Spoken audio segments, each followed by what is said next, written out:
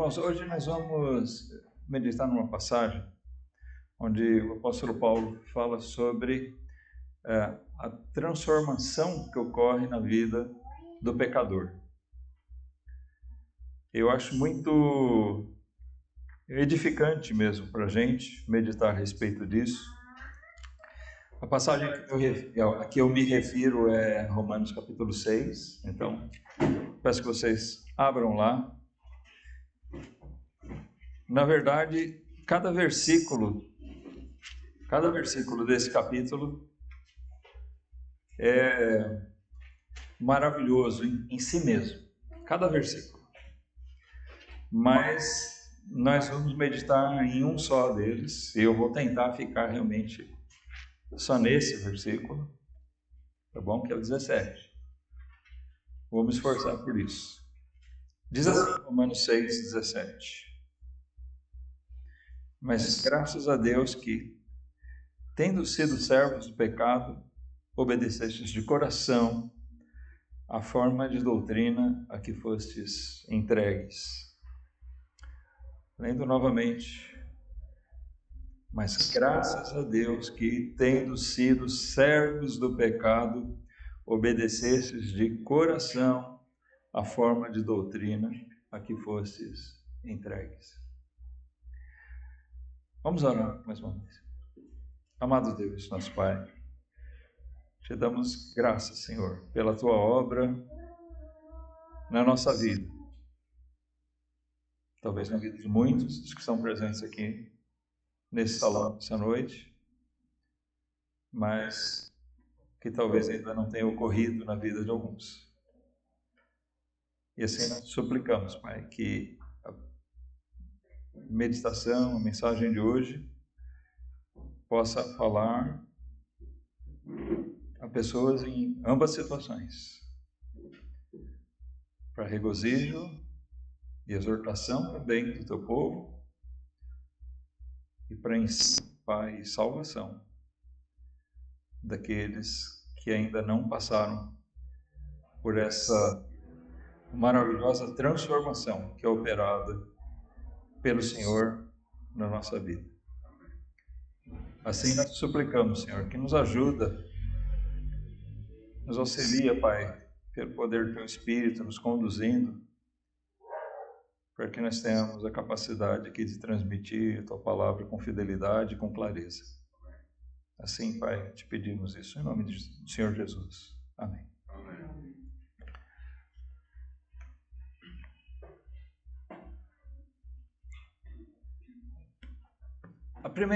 Nós vamos dividir aqui, destrinchar um pouquinho esse versículo, tá bom? Mas a primeira grande constatação que é necessário, que nós precisamos tirar desse versículo, é o fato que ele revela de uma maneira tão clara que, tendo sido servos do pecado. Paulo estava escrevendo à igreja, a crentes lá em Roma, e ele não quis ser ofensivo a eles, tá certo?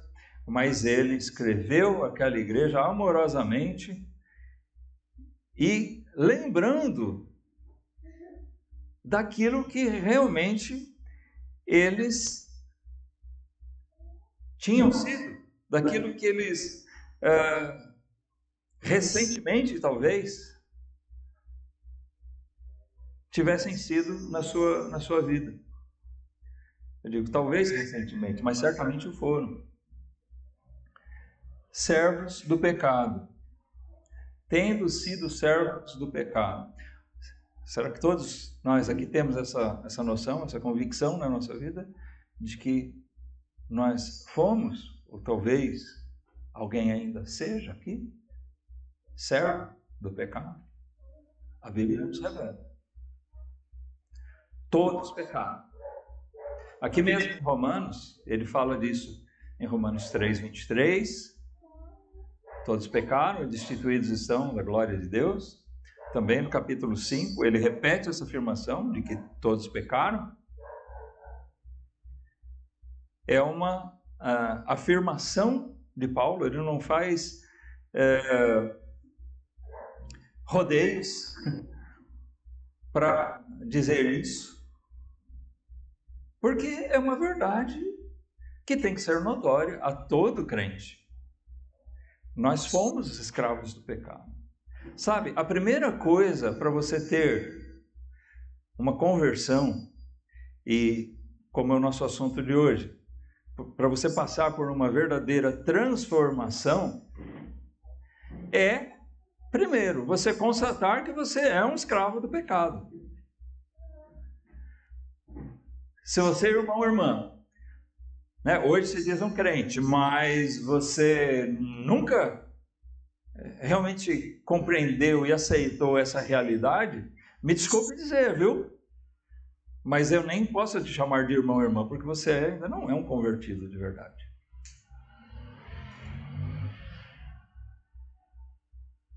Nós não éramos meramente pecadores, sabe? A situação é mais grave, ela se revela mais grave do que nós pensávamos. Uma coisa é dizer, todo mundo pecou. Até, talvez você já tenha usado a expressão nesse sentido, e eu sei que muita gente usa, para minimizar. Quando nós dizemos coisas do tipo, quem não erra? Eu errei, tá, mas quem não erra? Geralmente se usa essa frase para minimizar o nosso próprio erro, não é verdade?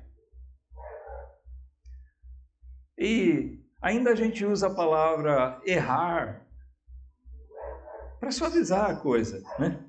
Talvez você suavize mais ainda. Em vez de dizer errar, você diga, quem não comete enganos? Equívocos. Tudo isso para não dizer, afinal, quem não peca? Porque a Bíblia afirma, como nós já vimos aqui, que todos pecaram. Mas aqui, em outras passagens, nós vamos encontrar essa afirmação assim, elevada a um nível superior. Não, eu não só cometo enganos, né? Eu não só cometia erros, equívocos, não. Eu pecava mesmo, mas mais do que isso, eu era mesmo escravo do pecado. Ou como ele diz aqui, servo, mas servo, que a palavra é, no grego, é a palavra utilizada para se referir a escravos, doulos. E o que é um escravo? O mundo hoje, justamente, corretamente, luta contra a escravidão. É crime, por exemplo, no nosso país, manter alguém sob regime de escravidão. Se for constatado que algum empregador, que alguma pessoa está mantendo pessoas a seu serviço em regime, em características que configurem regime de escravidão, essa pessoa vai ser justamente e duramente punida. Tem que ser, né? A escravidão é alguma coisa ruim mesmo. Por quê? O que é a escravidão? É quando uma pessoa tem a sua vida sob o domínio de outra. As pessoas que vivem como escravos, eles vivem como uma propriedade. É realmente terrível a gente olhar para o passado do nosso país mesmo, em outros tantos lugares onde tivemos regime de escravidão, né? Graças a Deus isso foi abolido. Mas você vê ali pessoas, seres humanos, sendo comercializados como uma coisa, né? Uma propriedade. Compra, vende, troca, faço o que eu quiser com ela. Mas é uma pessoa, um ser humano, igual a gente. No nosso país se caracterizou isso pela, né, a raça, a cor da pele, se usou, mas isso, sabe, escravidão existiu várias outras formas pelo mundo afora.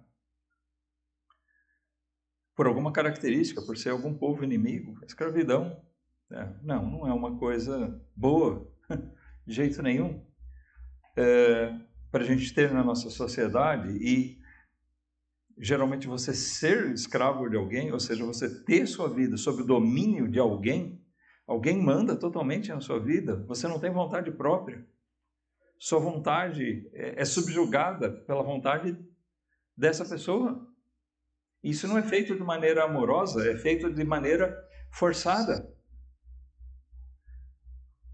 Todo mundo aqui concorda que isso é ruim, né? Ninguém quer passar por isso. Mas eu estou falando tudo isso, não estou atrasado alguns séculos, alguns anos, para falar sobre a abolição. Eu estou falando sobre a dureza de constatar que, efetivamente, o homem vive assim, em regime de escravidão, do pecado, debaixo do pecado. Ou seja, suas vontades sob o domínio, debaixo do domínio do pecado. O pecado que habita em nós nos domina totalmente, a ponto de nós sermos levados a fazer aquelas coisas e nosso coração, nossa mente, nossa vontade são totalmente conduzidos para aquilo. Isso explica, por exemplo, o que o apóstolo Paulo diz lá em Gálatas capítulo 5. Vamos dar uma olhadinha ali. Deixa Romanos aqui 6,17 marcado, porque a gente vai ainda ver outra parte dele, tá? Mas em Gálatas 5, 19, aqui o apóstolo Paulo escreveu sobre quais são as obras da carne. E essas obras da carne são aquelas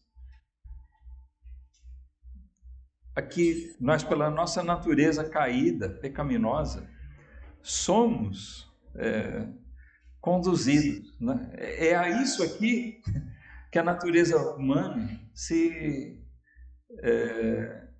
submete. Essas coisas dominam as ações humanas. Eu estou falando isso de uma maneira geral, de uma maneira genérica. E isso aqui, quando nós estamos longe de Cristo, sem Cristo, nós somos escravos disso. Tá? Nós vamos falar sobre a transformação que aconteceu. A transformação que acontece em alguém que está em Cristo. Veja bem, Paulo diz aqui que as obras da carne elas são manifestas, são claras. Elas se evidenciam, tá? Versículo 19. E ele passa a relacionar algumas, dizendo assim, porque as obras da carne são manifestas, as quais são adultério, fornicação, impureza, lascívia, idolatria, feitiçaria, inimizades, contendas, ciúmes, iras, pelejas, dissensões, heresias, invejas, homicídios, bebedices, glutonarias e coisas semelhantes a estas, acerca das quais de antemão vos declaro, como também já antes vos disse, que os que cometem tais coisas não herdarão o reino de Deus.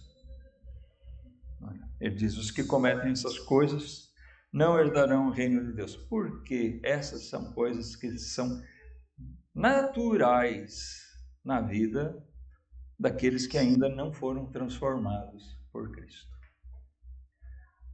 Não, nem eu e nem Paulo, nem a Bíblia está afirmando que todos, então, cometem cada uma dessas coisas. Não. Mas certamente essas coisas estão presentes e pelo menos algumas delas exercem domínio na vida do homem. Nós poderíamos dizer, pelo menos uma delas vai dominar o homem. As obras da carne. O que são as obras da carne? São aquelas naturais de uma natureza decaída. Uma natureza de uma pessoa sem Deus, sem arrependimento, sem conversão, sem o novo nascimento. Essas obras são naturais.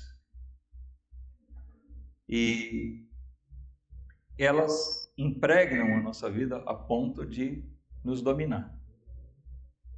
Então, tem pessoas que são dominadas, guiadas pela idolatria, outras pelo adultério, fornicação, por algum tipo desses pecados.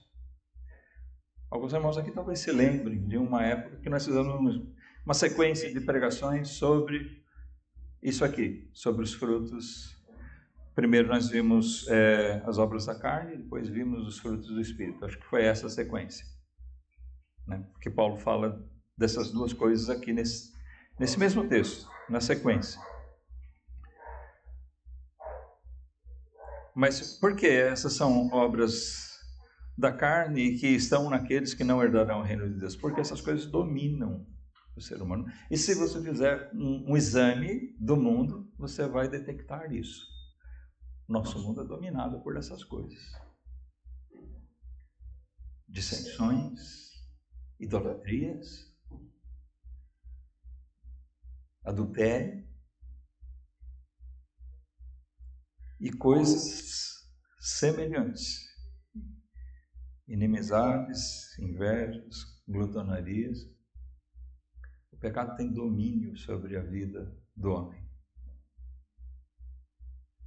De tal maneira que ele faz do homem, o próprio pecado que habita nele faz dele um escravo.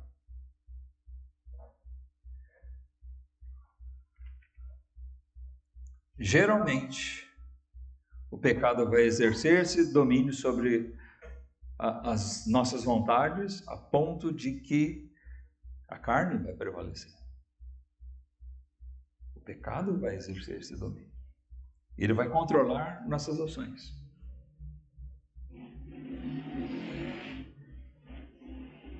Mas nós estamos falando aqui de como é a vida daqueles que não herdarão o reino de Deus. De como é a vida de alguém sem essa transformação, sem Cristo, sem que ocorra aquilo de que Paulo está falando nesse capítulo 6 de Romanos. Essas coisas dominam tanto o coração dos homens que o mundo acha normal essas coisas. Tão normal que muitas vezes eles querem nos arrastar para praticar essas mesmas coisas. O apóstolo Pedro fala sobre isso também, lá no capítulo 4 da primeira carta. Vamos dar uma olhadinha lá. 1 Pedro 4, versículos 3 e 4. Mas também Pedro que se dirige a crentes e ele fala de uma situação diferente. Ele fala no versículo 3, porque nos basta que no tempo passado da vida fizéssemos a vontade dos gentios. Ou seja, está relacionado àquele tempo em que nós éramos servos do pecado, aquele tempo em que nós éramos escravos do pecado. Irmão, irmã, o tempo que você era escravo do pecado é esse tempo que Pedro diz aqui, o tempo passado da vida, que nós fazíamos normalmente a vontade dos gentios, porque a nossa vontade era igual a deles. Quando ele diz aqui gentios, não é propriamente aquela divisão entre judeus e gentios. Se tomou essa forma. Antigamente era assim que eles dividiam, né? Ou você era judeu ou era gentil, ou seja, das outras gentes. Mas dentro do cristianismo isso teve uma outra conotação. Era os cristãos e os gentios. Os gentios aqui já não era mais uma questão de nacionalidade, mas sim uma questão de ser ou não alguém convertido. Ser ou não alguém transformado, alguém salvo por Jesus Cristo. Então, ele diz aqui, já basta que naquele tempo, antes da nossa conversão, nós éramos assim, andando em dissoluções, concupiscências, embriaguezes, glutonarias, bebedices e abomináveis idolatrias. Notem que ele fala de coisas aqui bem parecidas com o que Paulo fala em Gálatas 5, não é verdade? Percebe? As coisas, ele resume aqui um pouquinho mais, mas basicamente são as mesmas coisas. Mas ele diz, basta que antes nós andávamos nisso. Mas no versículo 4, ele diz aqui, esses mesmos gentios, aqueles que permanecem nisso, eles acham estranho não correrdes com eles no mesmo desenfreamento de dissolução, blasfemando de vós. Bom, então quando alguém é transformado, Pedro está dizendo assim, alguém que passou realmente pela transformação, o mundo vai querer que ele ande daquela mesma maneira, porque o mundo acha normal andar daquela maneira. Porque a escravidão do pecado, eu vou dizer, ela é um pouco mais dura que qualquer outro tipo de escravidão. Porque outro tipo de escravidão, como a gente definiu, ela submete à nossa vontade. Mas nós ainda temos a condição de ter consciência de qual é a nossa própria vontade. O escravo, ele tem consciência. A minha vontade era fazer isso, mas eu não posso fazer isso. Eu tenho que fazer o que o meu Senhor quer. Aquele que me domina, eu tenho que fazer a vontade dele. Mas a escravidão do pecado, ela vai mais além. Porque ela não só impõe a sua vontade, mas ela também nos cega de tal maneira que nós não conseguimos enxergar mais realmente o que é a nossa vontade ou não é. O pecador, geralmente, ele se vangloria por ser dono do seu próprio nariz. Ele fala para o crente, olha, você... ele blasfema do crente, fala, você é um bobo. Você é um escravo da igreja, você tem que fazer lá o que o seu pastor quer. Né? A sua igreja não deixa, o seu pastor não deixa. Porque eles têm a visão de que nós somos escravos, né? Escravos da igreja, escravos do pastor. Mas nós não falamos sobre isso aqui. A coisa é bem diferente. Mas por quê? Eles não estão enxergando que eles, pensando ser livres, eles são escravos do próprio pecado que habita neles. E eles são tão escravos que eles não conseguem nem enxergar isso. Sabe, quando você consegue enxergar isso, espera aí, eu estou fazendo essas coisas porque o mundo está me levando para isso. Olha, isso já é um bom sinal. Talvez Deus esteja trabalhando no seu coração, começando a abrir sua visão para reconhecer essas coisas. Você sabe que tem muita gente que se autodeclara cristão, mas eles são tão cegos, eles são gentios, eles são ímpios. Eles são tão cegos, escravos do pecado, tão cegos que eles não enxergam o tamanho da blasfêmia que eles estão praticando. Porque se dizendo cristãos, eles estão fazendo coisas totalmente contrárias à vontade de Deus, contrárias ao ensinamento do próprio Cristo.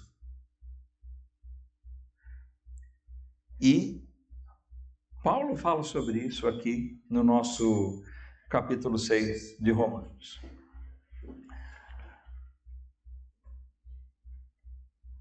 Essa condição é deplorável na vida do homem. Mas num segundo momento, nesse mesmo versículo, a gente vai avançar um pouquinho nisso. Por quê? Paulo escreveu aqui aos Romanos, no versículo 17 do capítulo 6, nosso texto, mas graças a Deus que, tendo sido servos do pecado, ou seja, no tempo passado, vocês foram escravos do pecado, mas agora não mais. Ele fala, obedeceste de coração, nós vamos falar sobre isso já, mas nós vamos ver aqui, obedeceste de coração o quê? A forma de doutrina a que fostes entregues. Nós fomos entregues a uma determinada forma de doutrina. Então aqui nós vamos enxergar a transformação, que é o nosso assunto, a transformação do pecador. Nós somos entregues a uma determinada forma de doutrina. Uma tradução que seria mais literal é um padrão de ensino. Um padrão estabelecido por Deus. Nós somos entregues a Ele. Ou seja, nós somos colocados debaixo desse ensino. Isso nos fez,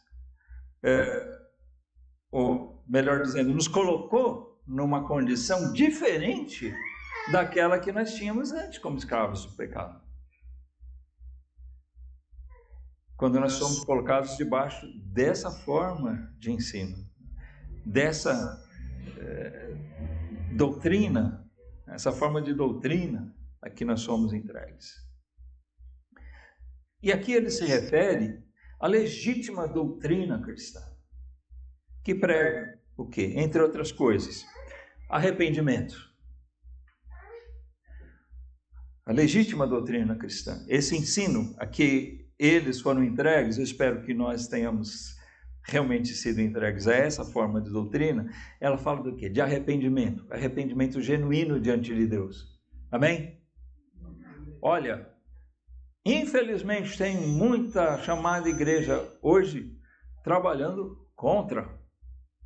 Apesar de se dizer igreja, estão trabalhando contra, porque eles estão fazendo uma nuvem de fumaça tão grande que eles ofuscam a mensagem central do Evangelho, que é a do arrependimento dos pecados.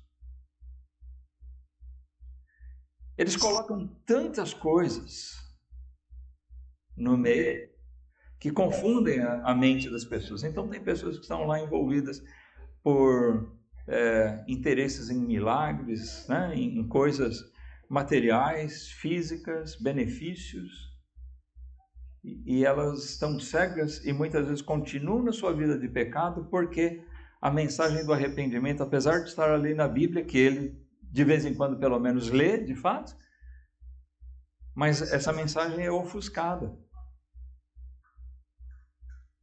Ela é apagada, para a pessoa não enxergar, passa por cima dela, passa de lado, né? Para não ver direito. Mas essa forma de doutrina que Paulo fala, a quem os romanos foram entregues, era essa doutrina legítima que nós vemos Paulo ensinando, nós vemos os outros apóstolos ensinando, repetindo aquilo que o próprio Senhor Jesus tinha ensinado, que fala de arrependimento, que ensina o verdadeiro amor a Deus. Vamos lembrar que a base de tudo, Jesus mesmo disse, qual é o grande mandamento? Amar a Deus sobre todas as coisas. Sem isso, nada funciona.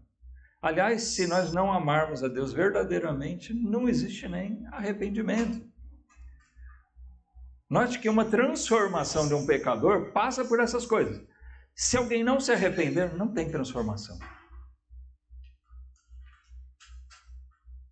Não tem. Não vai mudar. Se você não se arrepender de verdade, você não vai mudar. Um criminoso, um bandido,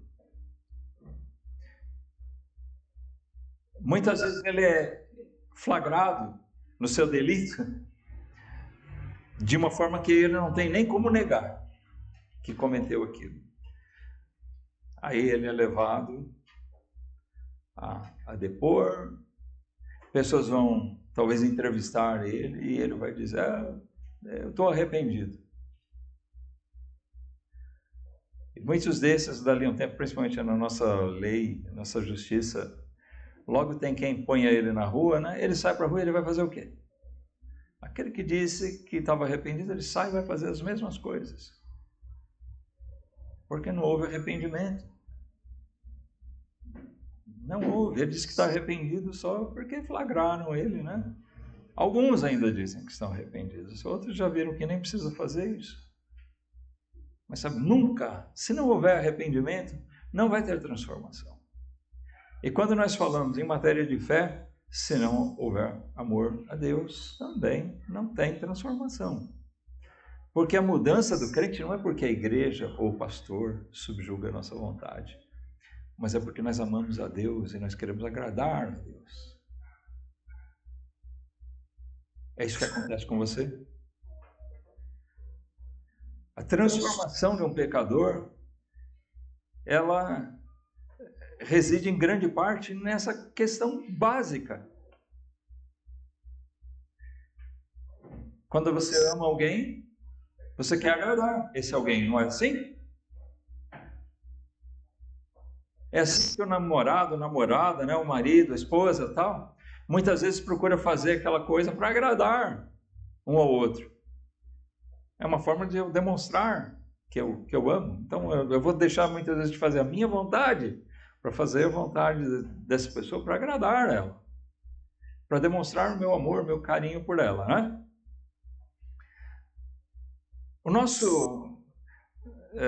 Nossa obediência a Deus, ela vai passar por temor, reverência também, mas ela tem que partir do princípio de amor a Deus. É por isso que Jesus disse, esse é o maior dos mandamentos. O primeiro deles, o principal. Mas quando alguém é escravo do pecado, ele não ama Deus. Enquanto ele é um escravo do pecado, ele não ama Deus. Ele precisa realmente despertar, se voltar para Deus, arrependido, e falar, Senhor, agora eu sou teu. Não quero ser escravo dos meus pecados. Senhor, eu quero te agradar, eu quero te servir, eu quero te louvar. Essa doutrina cristã, ela fala também de amor ao próximo. Não é verdade? Nós não podemos esquecer disso. O Novo Testamento, as cartas, elas são cheias de ensinamentos com relação a isso. Os evangelhos, mesmo o Antigo Testamento fala de amor ao próximo. É um dos mandamentos também.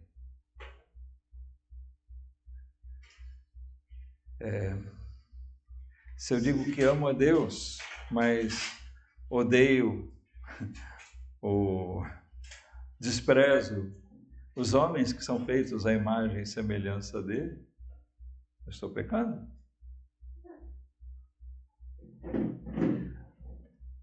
O amor ao próximo, ele é válido em toda e qualquer circunstância. É quando nós precisamos diferenciar o que é amor. Amar alguém não é compactuar com o pecado dela. Mas talvez procurar ajudar para que ela deixe o pecado, para que ela mesma tenha seus olhos abertos e deixe o pecado. Que ela seja liberta da escravidão que ela está. Irmão, irmã, quando você está evangelizando alguém, não olha se ele é bonzinho, se é ruim. Não, eu vou pregar para esse porque esse aqui é bonzinho. Ele é legal. Esse aqui eu quero ver ele na igreja, né? Agora, aquele cara, aquele bicho ruim lá, aquele traíra, né? Aquele lá, eu não gosto dele. Né? Ele faz tanta coisa ruim. Aquele lá que vai para o inferno. Isso não é uma atitude cristã, é? Não, olha. Nós temos que pedir a Deus para que Deus liberte ele do pecado em que ele está. Mas tanto o bonzinho quanto o ruinzinho, né? Se eles estão sem Cristo, eles estão ainda debaixo do domínio do pecado. Eles são escravos do pecado da mesma maneira. Nós precisamos respeitar eles, todo tipo de pecador. Temos que respeitar eles, não compactuar com o pecado deles. O Evangelho, esse padrão de doutrina a que nós somos entregues, ele ensina também, ele fala de santidade, de pureza. É um dos principais assuntos, né? A gente prega constantemente sobre isso. Hoje de manhã o irmão Guilherme pregou, falou sobre santidade. eu vim depois, dei estudo sobre testemunho e falei sobre santidade. É impossível nós falarmos alguma coisa da doutrina, da palavra de Deus, que seja desconectada. Eu acho que é impossível, né? Falar de alguma coisa que seja desconectada da santidade. Afinal, nós estamos falando da nossa ligação com um Deus santo, santo, santo. E um Deus que quer que nós sejamos santos. Mas um escravo do pecado não vai ser santo, a menos que ele seja transformado por Deus. Enfim, irmãos, entre outras coisas, a forma de doutrina aqui os romanos e aqui nós fomos entregues, ela trata sobre esses e outros assuntos relacionados: arrependimento, amor a Deus, amor ao próximo, santidade e pureza, temor e reverência ao Senhor. Aqui mesmo em Romanos 6, olha, versículo 18, ele fala assim: e libertados do pecado, fostes feitos servos da justiça. Nós somos libertados do pecado, não somos mais escravos dele, porque agora nós somos colocados numa condição de servir a justiça. O que é a justiça? É a vontade de Deus, é o querer de Deus. No versículo 22 também ele fala novamente: mas agora, libertados do pecado e feitos servos de Deus, tendes o vosso fruto para a santificação e por fim a vida eterna. Esse padrão de doutrina, ou como nós temos na nossa versão aqui, essa forma de doutrina, ela mudou nossa vida, o nosso modo de ser. Se alguém disser que ele se converteu, ele creu no Evangelho, mas a vida dele posterior continua igual ou muito semelhante ao que era antes, essa afirmação dele cai por terra. Porque necessariamente essas coisas andam juntas. A salvação anda junto com a transformação do pecador. O que pode acontecer é que em alguns casos a mudança é mais notória. Por quê? Bom, se nós pegarmos a conversão, por exemplo, de um jovem, né, um jovenzinho criado num lar cristão, desde cedo ensinado nos caminhos da palavra de Deus, e ele se converte. Bom, se converteu cedo, então ele não teve uma vida assim pregressa, né? Então talvez não seja tão notório aos nossos olhos. Sabe, eu me converti cedo, mais ou menos, 13 para 14 anos. Talvez para muita gente não era notório uma grande mudança na minha vida. Aparentemente eu era um bom rapaz. Mas sabe, eu me conhecia suficientemente para ver que eu precisava realmente me arrepender. Até um certo ponto eu não enxergava isso. Eu era servo do pecado, eu era escravo do pecado. Mas em algum momento, Deus trabalhou na minha vida e me entregou a uma nova forma de ensino. Eu comecei a enxergar o ensino dele, esse padrão que é estabelecido por Deus. Então eu pude começar a enxergar, olhando para dentro de mim mesmo, quem realmente eu era. Hoje eu posso enxergar com mais nitidez, porque se eu continuasse do jeito que eu era, vamos dizer assim, um pecador na florescência. Jovem ainda, né?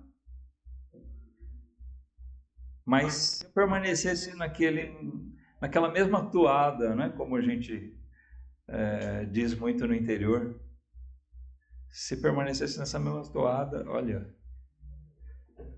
com certeza teria um caminho muito, mas muito diferente do que eu tenho, e o destino da minha vida seria totalmente diferente.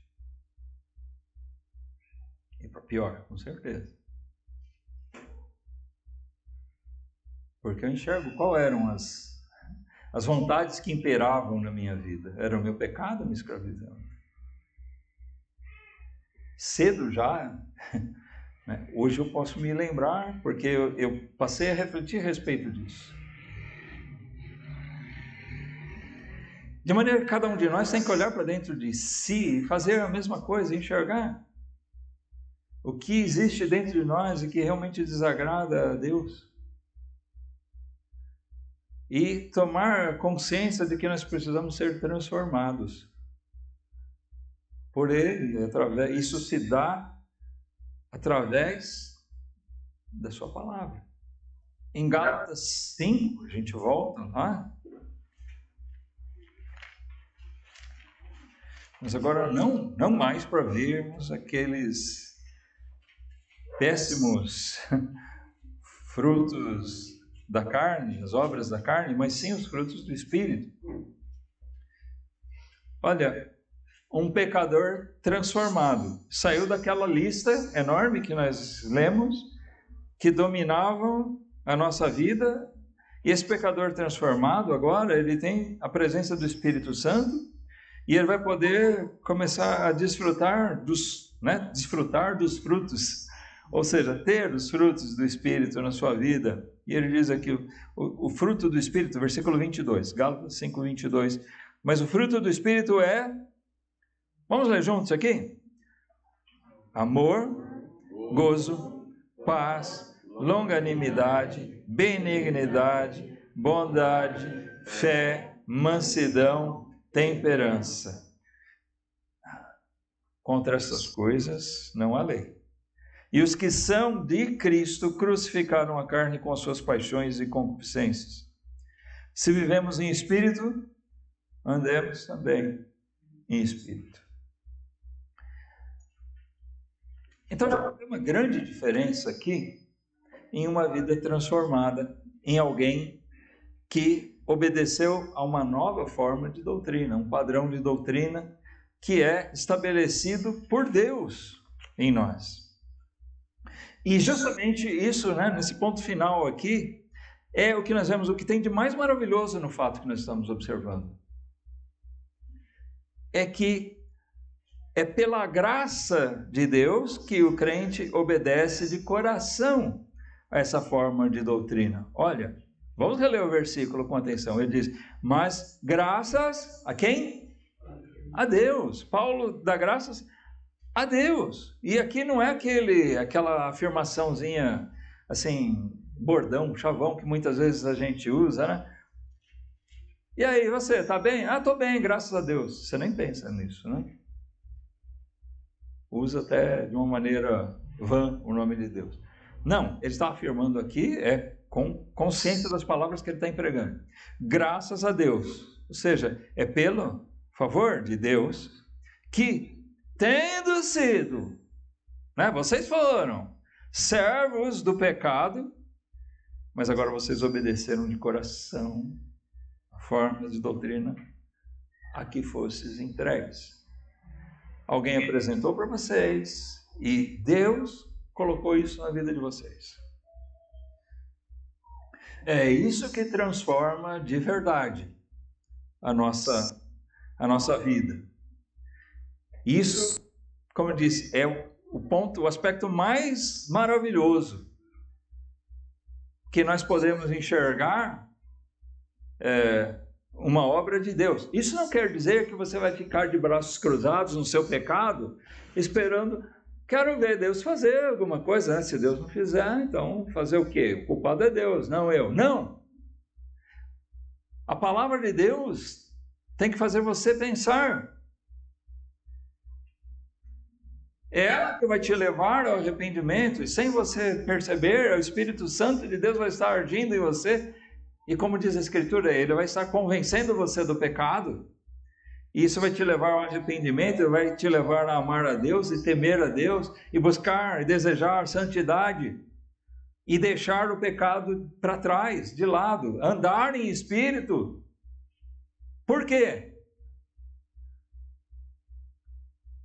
Porque Deus nos coloca nisso e nos faz andar nessas coisas, obedecendo de coração. Sabe, coração na Bíblia não tem o mesmo sentido que nós damos nas nossas expressões hoje. Quando a gente fala, né, faça o que deseja o seu coração, nós falamos geralmente de emoção, só de emoção.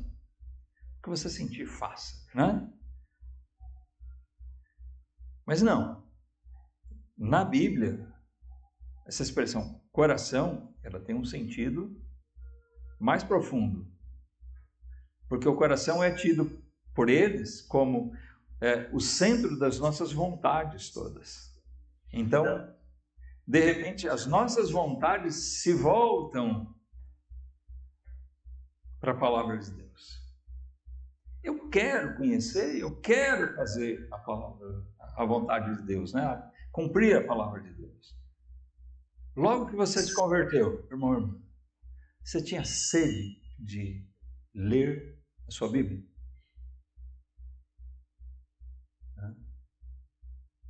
Eu tinha.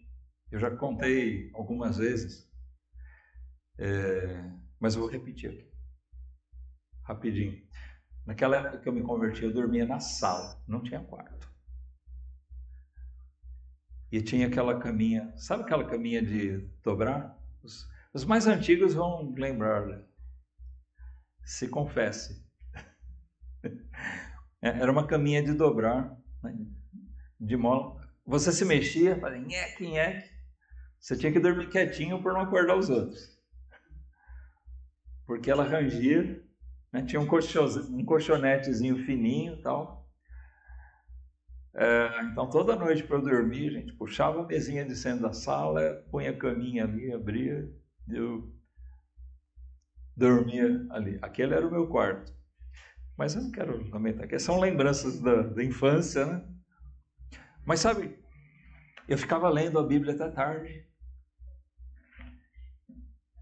até onde eu aguentava, e aí eu colocava a Bíblia embaixo da cama e dormia. Eu acordava cedo, sabe o que eu fazia? Eu buscava a Bíblia e queria continuar de onde eu parei. Eu queria devorar a Bíblia. Eu tinha sede da palavra de Deus. Aquilo que eu não tinha desfrutado até aquele momento. A Bíblia estava presente na minha casa, mas não na minha vida, não no meu coração. E a partir daquele momento, irmãos, aquilo passou a estar no meu coração. E a palavra de Deus, ela começou a determinar as minhas vontades. É lógico que a gente luta contra a carne ainda. Nós temos a natureza humana, não? A natureza carnal. Paulo fala sobre isso. Mas o crente, ele é transformado na medida em que ele passa a ter como motivação principal da sua vida submeter as suas vontades à vontade do seu Senhor, do seu Salvador.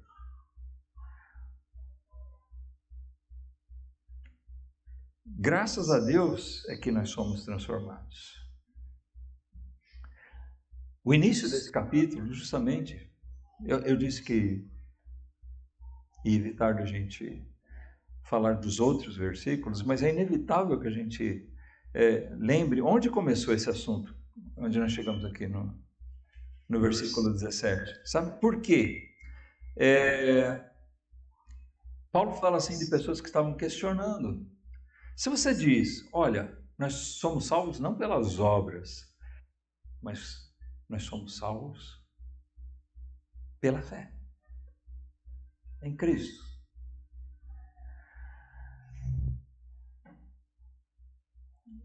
Então ele diz que, né, eu sou salvo pela graça, pelo favor de Deus, mediante a fé. Então alguém diz, bom, então se você é salvo pelo favor de Deus, continue pecando. Pode pecar, porque você vai ser perdoado. Você vai ser salvo do mesmo jeito. Como Paulo se expressa aqui, essas pessoas dizem, continue pecando, para que a graça abunde, para que ela seja ainda maior. E seria legítimo isso, seria verdadeiro. Se não existisse o fator transformação do pecador. É verdade que se Deus, pela sua graça, Ele me perdoou de todos os pecados que eu cometi, a graça de Deus não é limitada aqui. Concorda? Se eu pecar o dobro, a graça de Deus abrange o dobro dos meus pecados.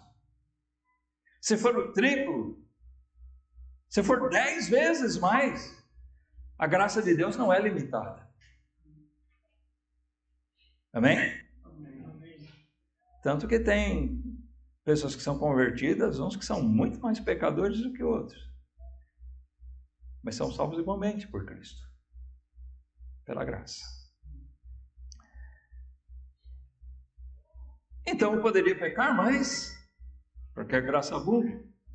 Mas justamente o apóstolo Paulo começa a demonstrar que não é assim, porque aquele que foi salvo pela graça, ele não é mais escravo do pecado, ele não quer mais compactuar com o pecado.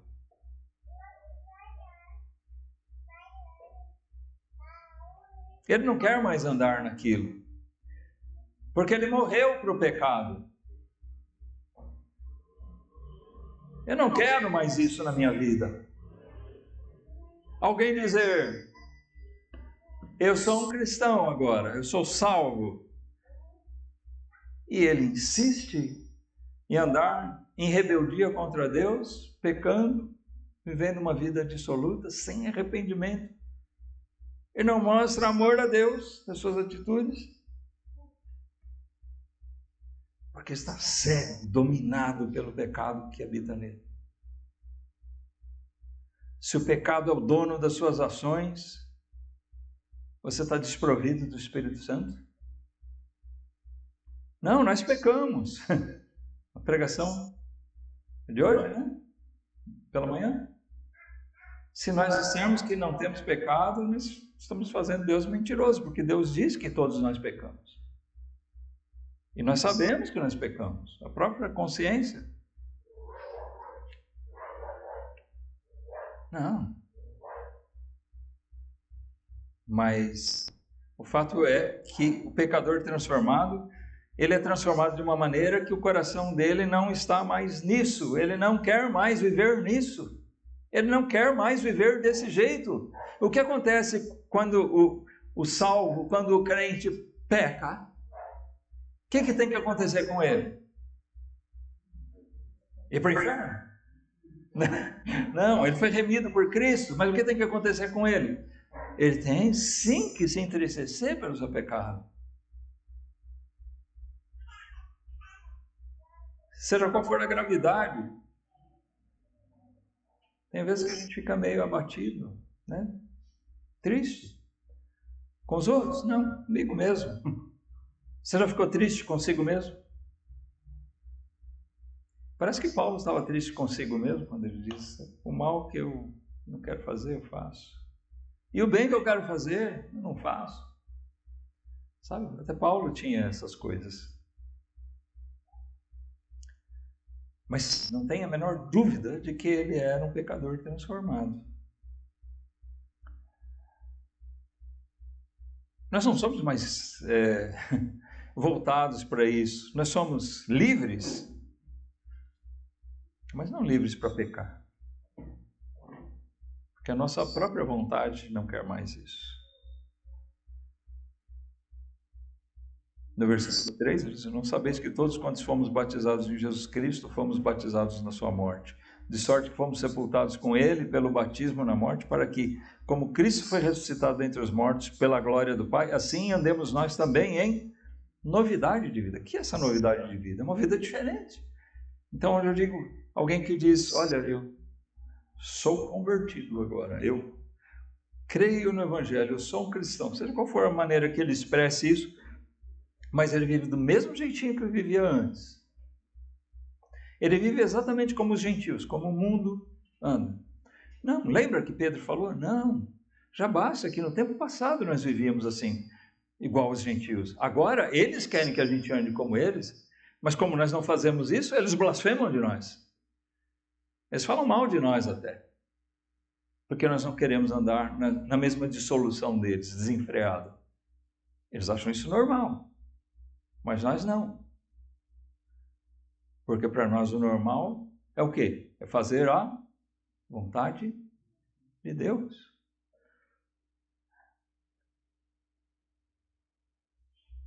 Obedecer a Deus, sim, sujeitar a nossa vontade, mas não meramente como um escravo que tenha a sua própria vontade tolhida, contrariado. Sabe, isso faz a diferença do tipo de servidão ao mundo e a servidão a Deus. Porque quando nós servimos a Deus mesmo, nós fazemos de coração e nós fazemos não contrariados, nós obedecemos de coração com prazer realmente naquilo. Não um prazer carnal, um prazer passageiro, um prazer simplesmente de fazer o que eu quero, mas o prazer de fazer o que Deus quer. O prazer de poder agradar o Deus que nos amou primeiro. O prazer de alguma maneira glorificar o Deus que nos amou e nos deu seu Filho. Uma maneira de nós mostrarmos o amor ao Senhor que morreu por nós na cruz.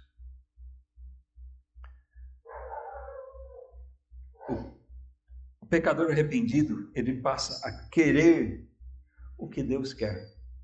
Vamos fazer uma coisa rapidinho aqui. Vamos lá para o Salmo 119. Eu vou ser breve aqui, porque eu quero ler uma passagem final no desfecho. Tá? Mas o Salmo 119 é o maior salmo da Bíblia. Nós não vamos ler ele inteiro, mas eu vou convidar vocês a examinar rapidinho comigo aqui alguns versículos que falam justamente do prazer que o crente passa a ter na palavra de Deus. O pecador arrependido, agora ele foi entregue a uma nova forma de doutrina e o coração dele é posto nessas coisas. Então nós lemos aqui, olha, Salmo 119, vamos começar pelo versículo 11.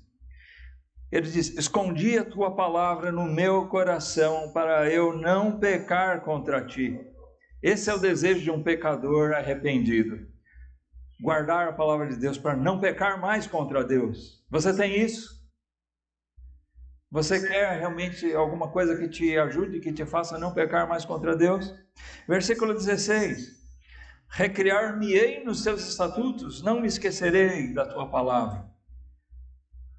A recriação, o nosso prazer passa a ser, nós temos prazer nos estatutos, na palavra de Deus.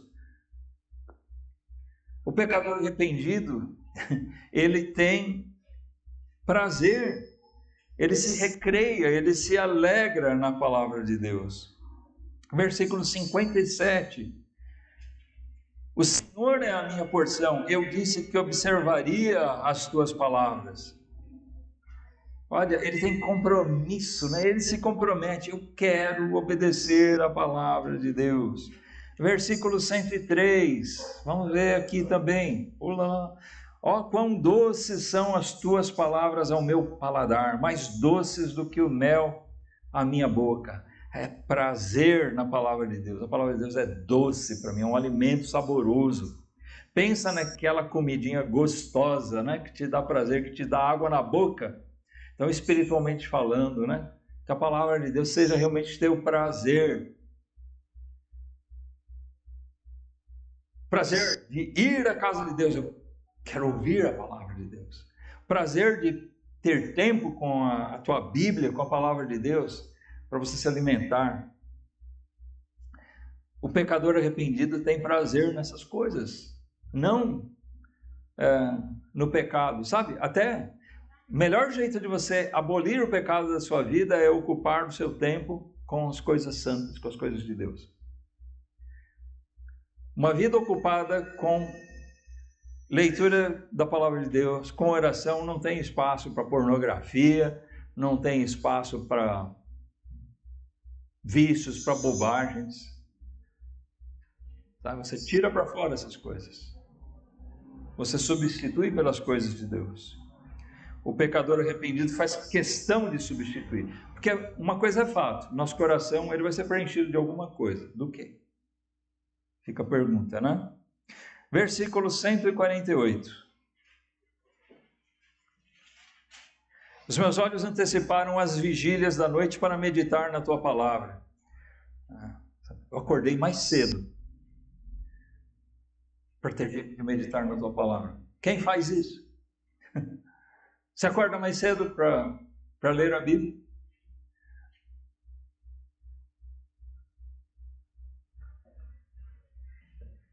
Olha, a Bíblia está falando, a gente tem que entender qual é o sentido que ele está dizendo.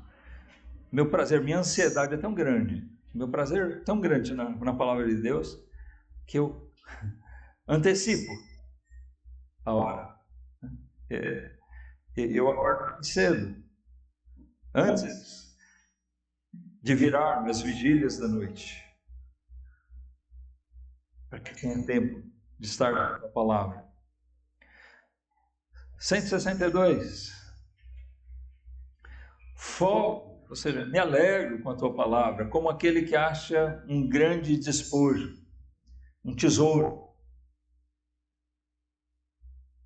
O pecador arrependido, ele tem na palavra de Deus um grande tesouro para a sua vida, e ele se alegra com isso.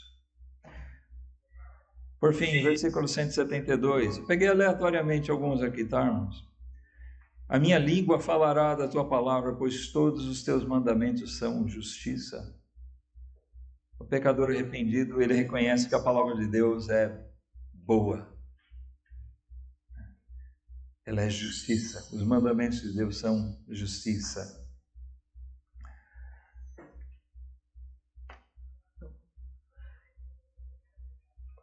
Paulo ensina lá, no capítulo 6 de Romanos. Não.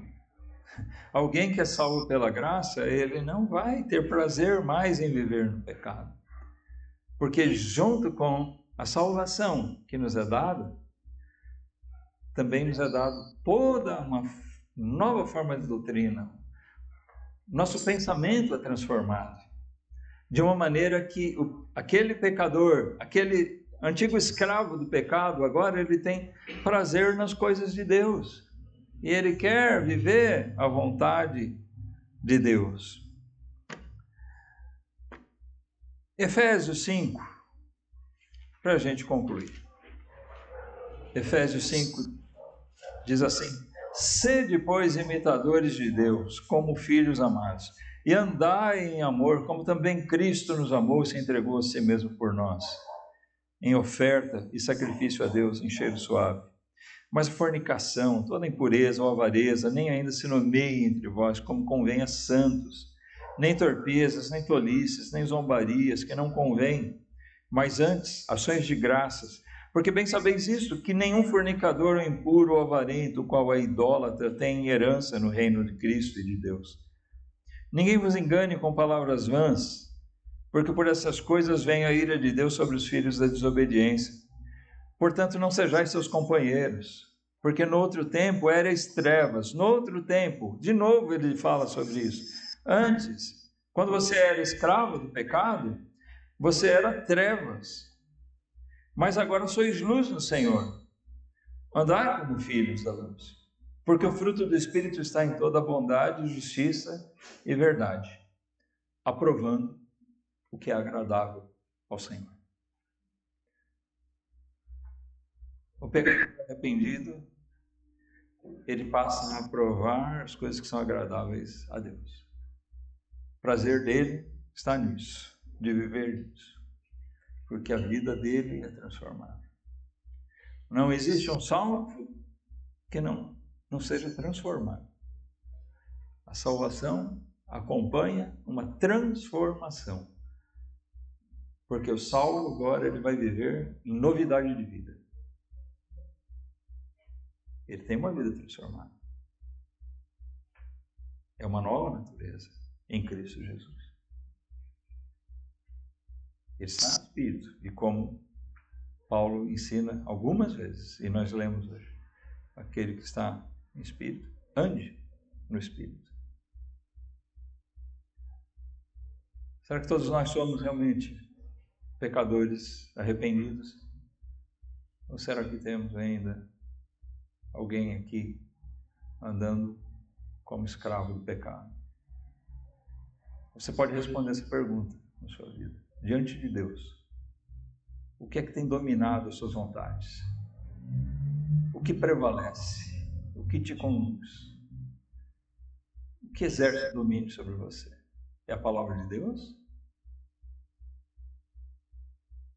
Ou ainda são os seus pecados? Você ainda é escravo deles?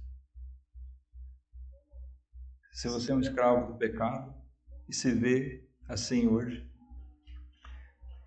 a nossa oração é que Deus possa te libertar disso. Que hoje mesmo a palavra de Deus possa tocar o seu coração, para que você seja salvo e seja transformado por Ele. Uma nova criatura. Que assim Deus abençoe ricamente a sua vida. Você, irmão ou irmã, que nós possamos enxergar todo esse horizonte maravilhoso com essa nova forma de doutrina a que nós somos entregues, e que nós possamos realmente enxergar na nossa vida que nós estamos fazendo isso de coração. A nossa vontade está voltada para isso. Não mais dominada pelo pecado. Não, se você é um crente, você não é mais escravo do pecado. Mas isso não quer dizer que o pecado não exerça alguma influência na sua vida. E cada um de nós tem que tomar cuidado com isso. Ame a palavra. Se apegue a ela. E que com isso cada um de nós possa crescer cada dia. Amém? Vamos ficar de pé.